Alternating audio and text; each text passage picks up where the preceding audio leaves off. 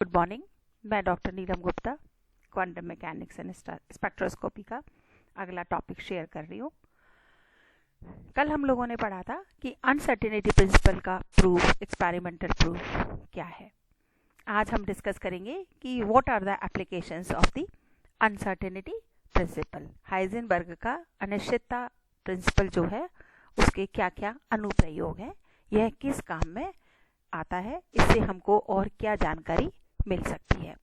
बहुत सारी चीज़ें हैं जिनको हम अनसर्टेनिटी के प्रिंसिपल के द्वारा प्रूव कर सकते हैं। जैसे फॉर एग्जांपल हम जानते हैं कि नाभिक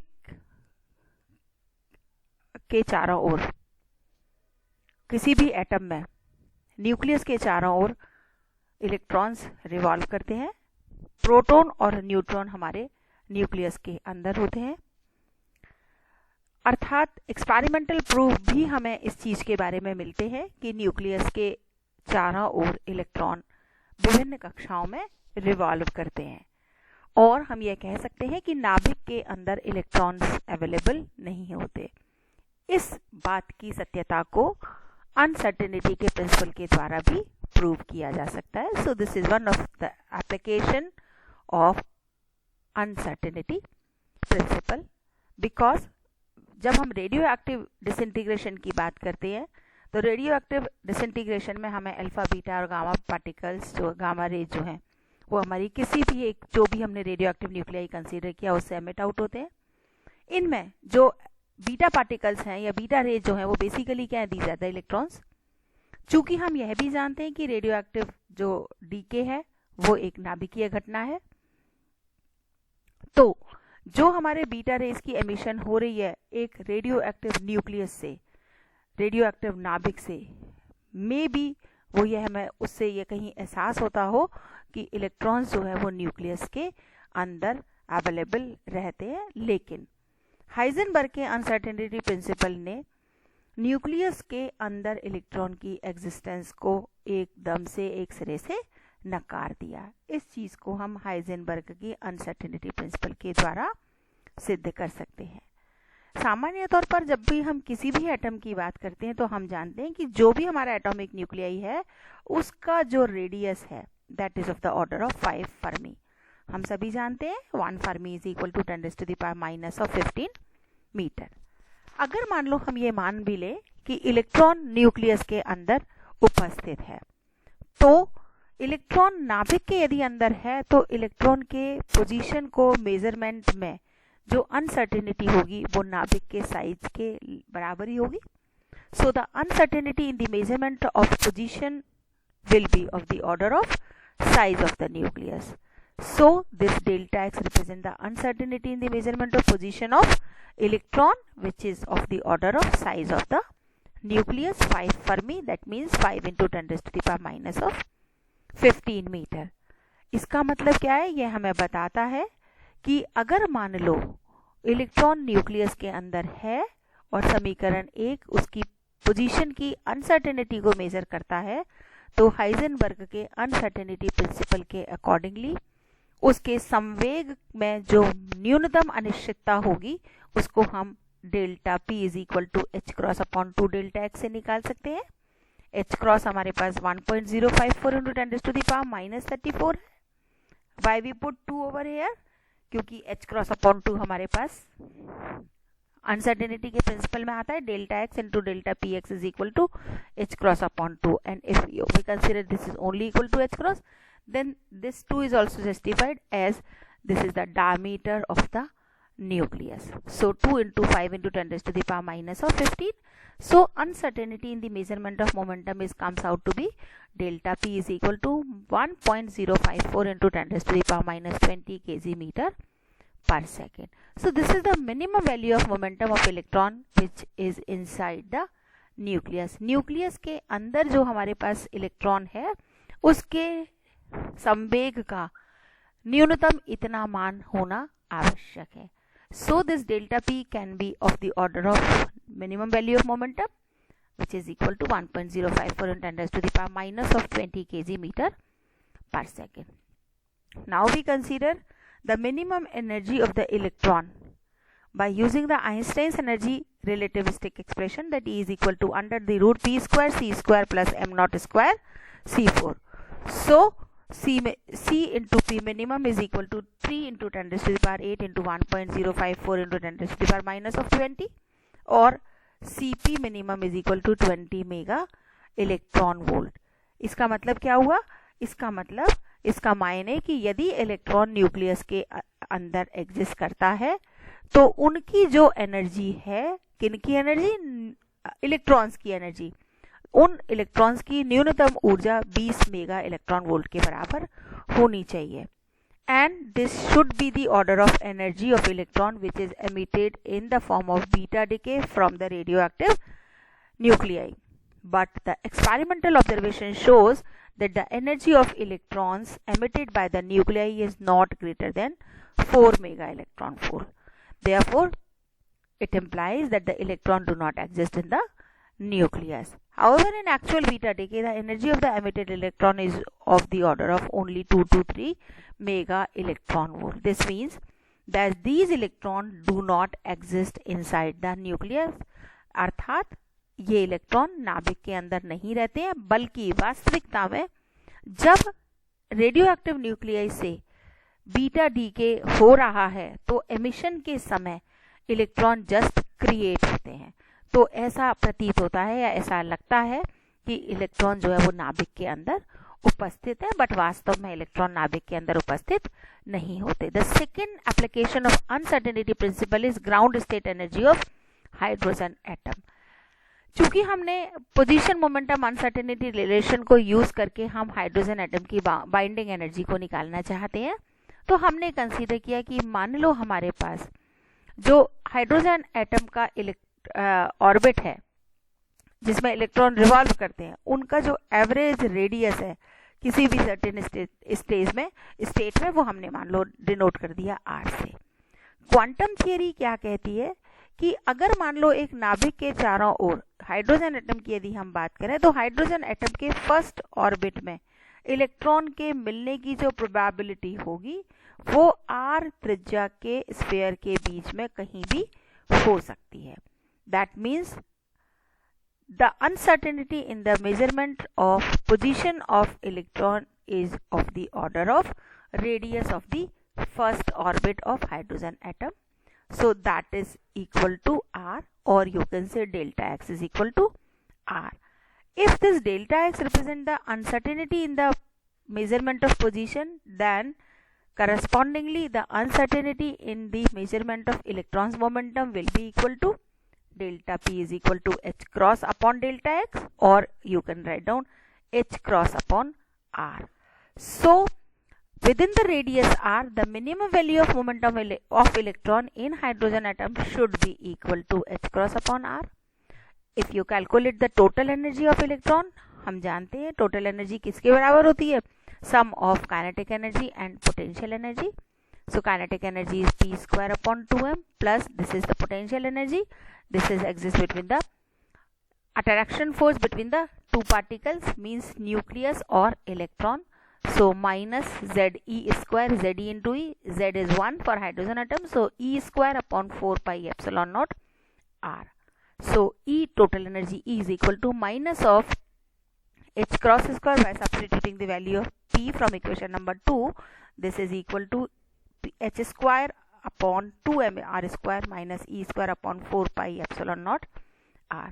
So the ground state is in the minimum energy state. हम सभी जानते हैं कि जो भी इसका मूल अवस्था होगी वह उसकी न्यूनतम ऊर्जा अवस्था होगी.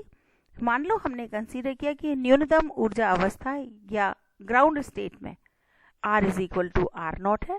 इसका मतलब ग्राउंड स्टेट पर यदि हम इसकी ऊर्जा को डिफरेंशिएट करें, that by using the minima condition it must be equal to 0. So by differentiating equation number 4 we'll get minus of 2h cross square upon 2m r naught cube plus E square 4 pi epsilon naught r naught square. This is equal to 0. So by solving this equation, r naught is equal to 4 pi epsilon naught h cross square upon m e square. And this is denoted by a naught, as 4 pi is a constant number, epsilon naught is also constant, H cross is constant, mass of the hydrogen atom is also constant, charge on the electron is also constant. So this A naught will give the radius of first orbit of hydrogen atom. The radius of first orbit of hydrogen atom is represented as Bohr radius. So it is equal to, by substituting the value of all the constant, the Bohr radius is 0.53 angstrom.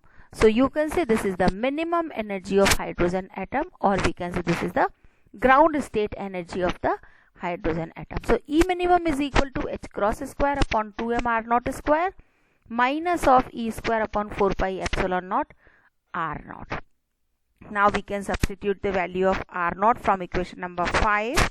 So E minimum is equal to, by solving this equation, E minimum is equal to minus of me square upon 4 pi epsilon naught square 2h square h cross square, or E minimum is equal to minus E square upon 4 pi epsilon naught into 2a naught, by substituting the value of a naught. Now substituting values of the various constant in equation number 7 and 8 and simplify, we'll get E minimum is equal to minus of 2.174 into 10 raised to the power minus 18 joule. As we know, m is mass of the electron. This is equal to 9 into 10 raised to the power 9 whole square into 9 this is the 1 upon 4 pi epsilon, value of 1 upon 4 pi epsilon naught whole square. So 9 into 10 raised to the power 9 whole square is value of this. M, mass of the electron, is 9.1 into 10 raised to the power minus 31. Charge on the electron is 1.6 into 10 raised to the power minus 19. And H cross square is 1.054 into 10 raised to the power minus of 34. By simplifying all these values, we will get E is equal to minus of 2.174 into 10 raised to the power minus 18 joule. To evaluate the minimum energy in electron volt, we divide this equation by 1.6 into 10 raised to the power minus 19. So we will get this is equal to minus of 13.6 electron volt. The fact that the estimated of E minimum coincide with the actual ground state energy of the atomic hydrogen must be taken only as a qualitative agreement. The reason for the agreement is our choice that delta x is into delta p is equal to h cross for the uncertainty product. The important point is that this reasoning shows that there is a minimum value of total energy E of an atom, which is the lowest value of E compatible with the uncertainty product. The negative value of total energy shows that the atom is stable and in its minimum energy state, means it is in the ground state. So this is the second application, so that we can calculate the minimum energy of the ground state of the hydrogen atom. The third application of the uncertainty principle is ground state energy of the harmonic oscillator. The ground state energy of the harmonic oscillator can also be estimated by the minimum energy of the harmonic oscillator. Say for example, if we consider that a particle of mass m is executing simple harmonic oscillation with the angular frequency omega, then the total energy of a simple harmonic oscillator is px square upon 2m plus 1 upon 2m omega naught square x square. The total energy of an oscillator is again the sum of kinetic energy and the potential energy.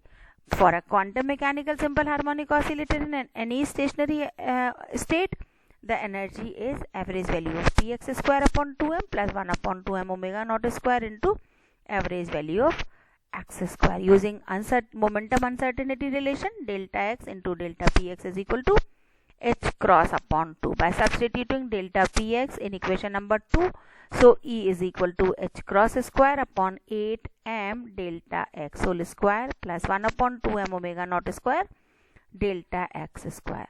The energy is minimum for that value of delta x, for which dE upon d delta x is equal to 0, or by differentiating this equation with respect to x, we'll get delta x square is equal to h cross upon 2m omega naught. Using equation number 5 and this equation number 4, we get the following expression for the minimum energy of a simple harmonic oscillator, that E minimum is equal to 1/4 h cross omega naught plus 1/4 h cross omega naught, or finally the minimum energy is 1/2 h cross omega naught. The minimum energy of the oscillator is also known as the 0 point energy of the oscillator. I want to share one comment on this minimum energy of an oscillator, because classically the particle of the energy of any particle in which the particle is at the rest position, the energy is almost 0, but only in classically. But quantum mechanically the particle cannot be at rest at x is equal to 0, as due to uncertainty principle delta x is equal to 0 implies that delta px is equal to infinity, which in turns mean infinite kinetic energy. So the 0 point energy represents the energy of the fluctuations which necessarily occurs. The fourth application of the Heisenberg uncertainty principle is energy width and lifetime of excited state of atom. To consider this, let us consider an atomic transition from an excited state energy EB in which a photon is emitted. Say we consider this figure 1. This is the photon is in the excited state EB. The lower state is in the ground state. This is represent EA. EA is the ground state energy. EB is the energy of the excited state. The time of emission of the photon from a particular atom cannot be predicted, because in quantum mechanically does the predict probability that the transition take place at a given time. Time की अगर हम probability को consider करें तो suppose हमने consider किया कि कोई भी पार्टिकल जो है वो एक्साइटेड स्टेट मान लो बी में जितनी देर रहता है उसका लाइफ टाइम मान लो टॉ बी से रिप्रेजेंट करें. सो उस टाइम के एमिशन में जो अनसर्टेनिटी होगी वो किस ऑर्डर की होगी? टॉ बी के ऑर्डर की होगी. अगर हम एनर्जी और टाइम के अनसर्टेनिटी प्रिंसिपल को कंसीडर करें, that which is equal to delta E into delta T is equal to H cross. So उस स्टेट में एनर्जी को यदि हम डिफाइन करना चाहें, the energy of the excited state is not sharply defined, but we can determine the energy in terms of uncertainty at least by an amount. So delta EB is equal to h cross upon tau b. Delta EB is known as the natural line width of the state EB. So equation 1 shows that the shorter the lifetime of an excited state, the larger the natural energy width of that state. और दूसरे साथ ही अगर हम दूसरी तरफ consider करें तो ground state जो है वो हमारी स्टेबल स्टेट है. Since in this state system cannot make a transition to a state of lower energy, the lifetime of the ground state is therefore infinite and ground state energy is perfectly sharp.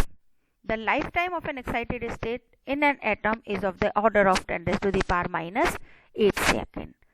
So in that case, if we calculate the spread in the energy of the excited state, that will be equal to delta E is equal to h upon tau. H cross is of the order of 10 raised to the power minus 34, or the time relaxation time or time life is 10 raised to the power minus 8. So it is equal to in terms of joule. 34 में से 8 घटाएंगे तो आपके पास ये करीब आ जाएगा 26. और इसको हमने इलेक्ट्रॉन वोल्ट में कन्वर्ट किया by dividing 1.6 into 10 power minus 19. So delta E is equal to 6 into 10 raised to the power minus 8 electron volt. If we consider when delta E is equal to 0, then tau is tending to infinity. So the ground state of an atom of an electron in an atom is stable, having tau is equal to infinity. That means the ground state energy, uncertainty in the ground state energy is 0. The next one or last one is the natural width of the spectral line. चूंकि life time को हमने excited state, जब energy किसी भी excited state की EB है, वहां life time यदि टॉ बी से रिप्रेजेंट करें तो अनसर्टेनिटी को हमने कहा delta EB. This uncertainty delta EB must be greater than h cross upon 2 tau B. So जब भी इलेक्ट्रॉनिक ट्रांजिशन करता है फ्रॉम द एक्साइटेड स्टेट जिसकी एनर्जी EB है से ग्राउंड स्टेट जिसकी एनर्जी E है तो फोटोन जो एमिट होगा उस फोटोन के एमिशन में जो एनर्जी डिस्ट्रीब्यूशन कर्व में जो नेचुरल विड्थ आएगी वो किससे रिप्रेजेंट करेंगे? हम डेल्टा EB से. और this delta EB is equal to EB minus EA. As a result क्या होगा कि अगर हम जो ट्रांजिशन में हमारे पास स्पेक्ट्रल लाइंस मिल रही हैं उनकी यदि हम फ्रीक्वेंसी निकालना चाहें, उस फ्रीक्वेंसी को हमने डिनोट किया न्यू ए बी से। So nu A B is equal to E is equal to H nu के फॉर्मूले से। सो डेल्टा ई बी की वैल्यू हमने रखी E B minus E A upon H cross. लेकिन हमारे पास जो distribution of frequency of width है वो कितना बड़ा होना चाहिए? Delta nu should be equal to delta E B upon H cross. About the value of nu AV, the quantity delta nu is called the natural width of the spectral lines. So this is represent the spectral line. यहाँ हमने consider किया कि पहले state में जब हमारे पास दो excited state है, उनमें एक एक्साइटेड स्टेट को हमने B से रिप्रेजेंट किया, दूसरे एक्साइटेड स्टेट को हमने C से रिप्रेजेंट किया। तो डेल्टा ई बी हमारे पास कितना आया? H cross upon 2 1 upon tau B plus 1 upon tau C. Tau c is again the lifetime of the lower state C. So the natural line width of the spectral line delta nu BC is equal to delta EBC upon H cross, or delta E is equal to 0.5 into 10 raised to power minus 26 by substituting all these value. The natural width, line width जो है वो उस corresponding spectral lines की कितनी होगी? delta nu is equal to delta E upon H, और it is equal to 7.6 into 10 raised to the power minus so not minus, it is 7.6 into 10 raised to the power 6 hertz. और ये हमारी जो value है ये experimental values के साथ match करती है। So these 5 are the applications of uncertainty principle. So that's all for today. Will discuss next topic next class. Thank you.